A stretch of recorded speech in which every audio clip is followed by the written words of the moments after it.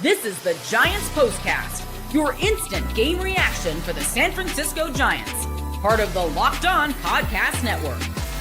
Your team every day.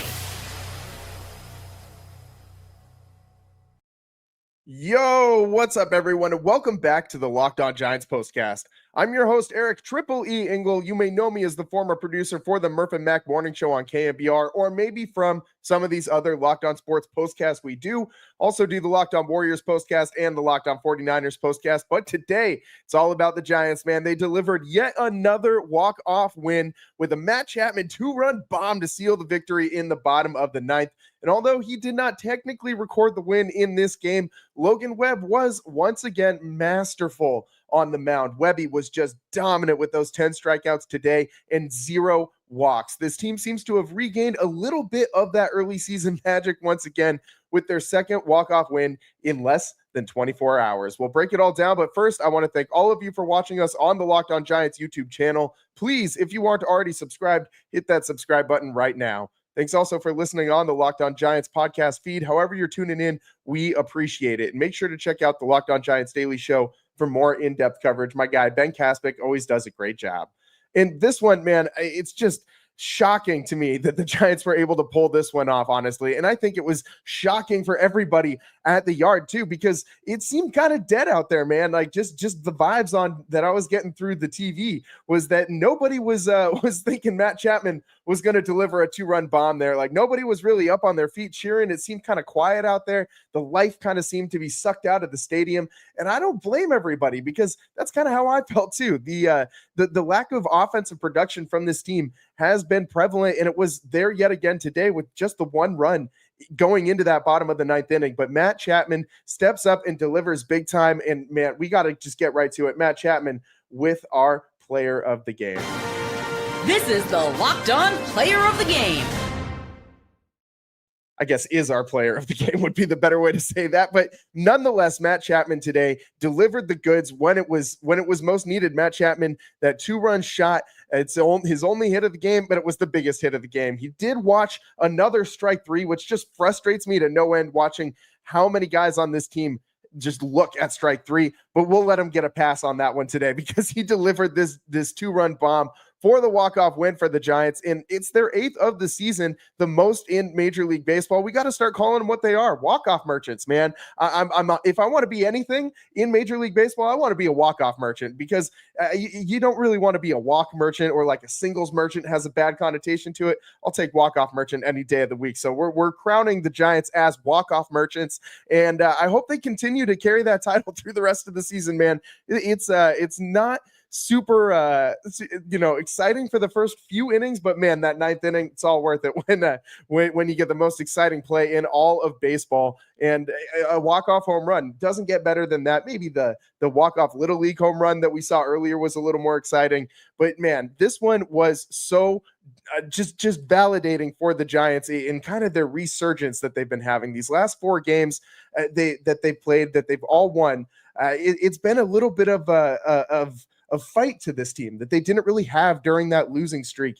And I love that this team is able to rally and find ways, even when they're down, to come back and win. And we've seen that from them throughout a lot of this season, although it did calm down for a little while there when they have basically been playing 500 ball for the last month.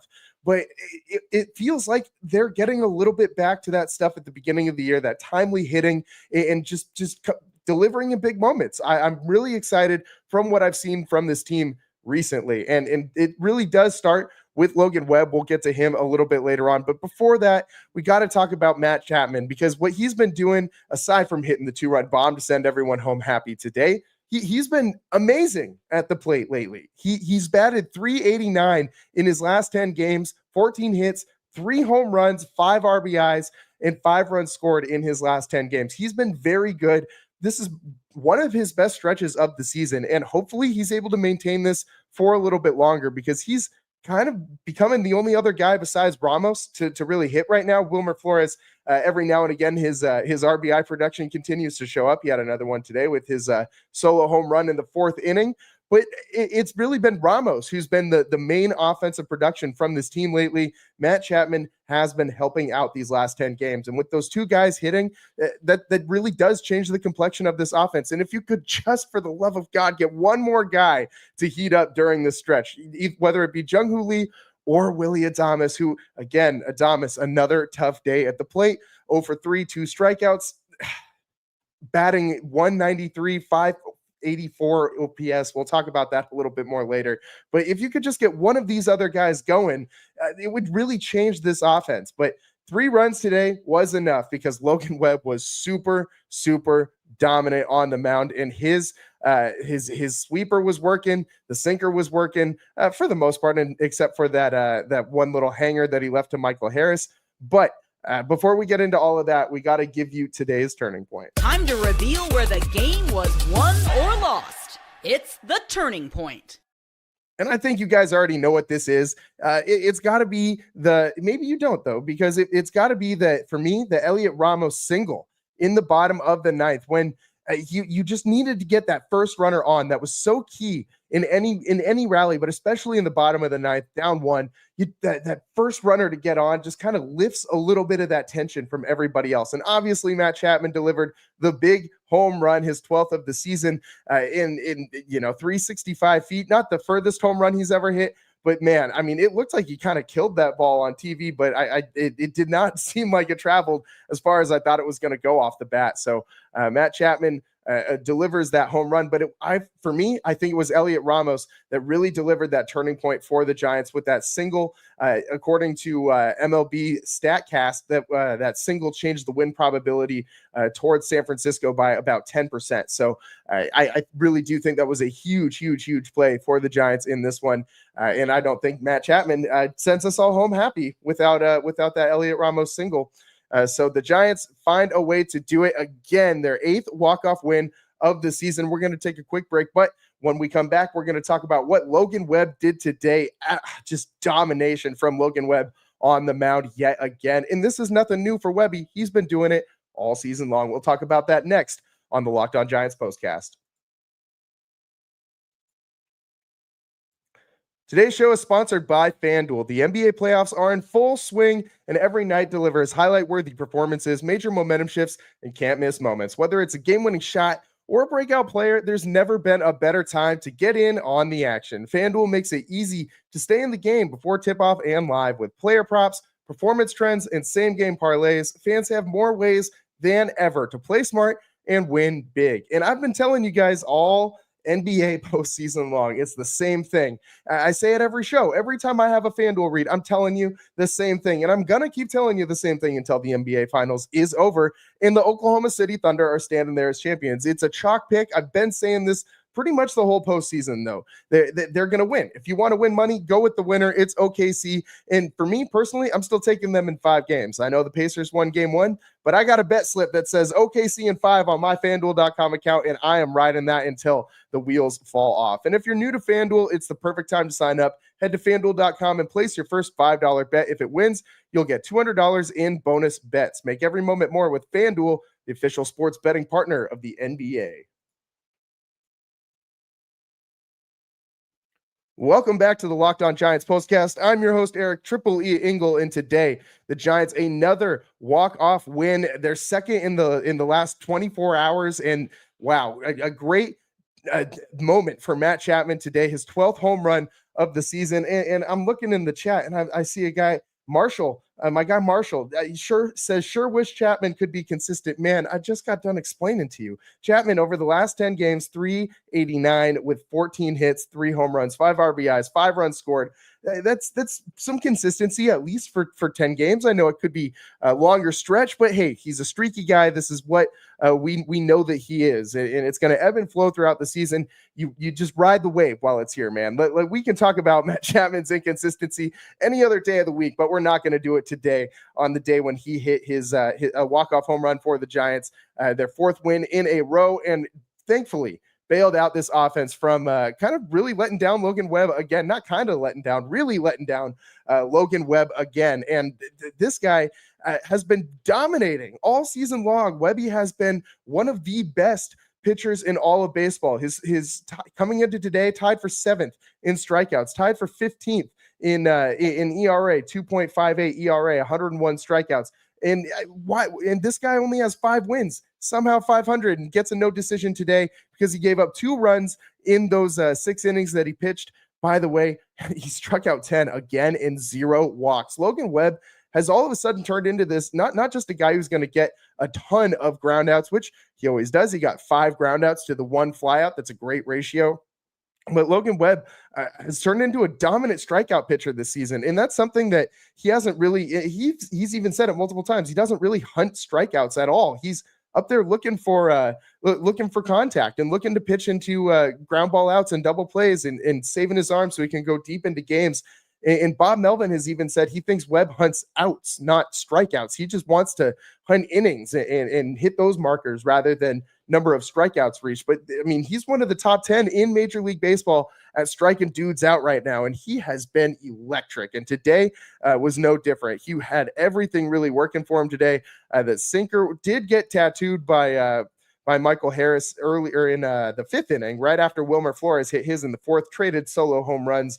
And that was a mistake. Logan Webb left that one way over the middle, up in the zone, and a sinker over the middle, up in the zone usually does not end very well for the guy on the mound. And for Michael Harris, he smashed that one 423 feet to dead center field. So Michael Harris really showed off his power in that swing. Webby did give up another run in the top of the 6th, but overall, he was very, very, very good on the mound. And this is just another Logan Webb game. And we talked a lot about Robbie Ray being an all-star for this team. And I think Logan Webb absolutely should represent this team for the all-star game. I mean, Logan Webb has been, in my opinion, a Cy Young candidate level pitcher this season. And that's no different than he's been any other year, but he's taken it to another level with his strikeout game. And I know there's a lot of other really, really good pitchers in the National League, especially looking at Paul Skeens and a bunch of other guys who have been really dominant this season, but Webby has been just as good as everybody else, in my opinion. He has been so dominant, and it's fun to watch him pitch, man. I love the quickness of a Logan Webb on the mound and just the way he battles. He's always trying to live in that strike zone, and he's not afraid to attack people. And I love that style of pitching. And unfortunately, the Braves had a guy on the mound today that did a lot of that kind of same stuff. Elder was amazing today. And I mean, this guy, Bryce Elder, has not been very good throughout his career. I mean, regular season career average ERA of 4.16. I mean, he's just kind of been not the most steady pitcher throughout his career. He's 26 years old, so it's a relatively young career. But man, Bryce Elder with the game of his life, 12 strikeouts, a career high for him, only gave up 3 hits in 1 run in his 8 innings pitched. He threw 107 pitches in this one. It just mowed down this Giants lineup for the majority of this one. Giants were happy to see him leave and go see Pierce Johnson. At least they knew what they were doing with Pierce Johnson. Matt Chapman even said in the postgame that he was looking for that curveball because he was just kind of sitting on it. He knew that was Pierce Johnson's best pitch, and he knew that was what he was probably going to throw. If he's going to go down, he's going to go down throwing his best pitch, is what I believe Matt Chapman said.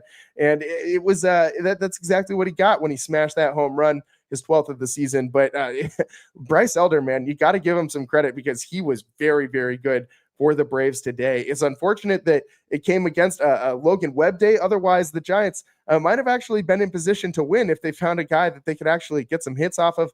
But who knows? It's probably just as much the Giants' offense slumping as much as it is Bryce Elder just shoved today. Because, I mean, 12 strikeouts is 12 strikeouts, but the Giants certainly do help a lot with that, with their lack of production on the offensive end of things lately.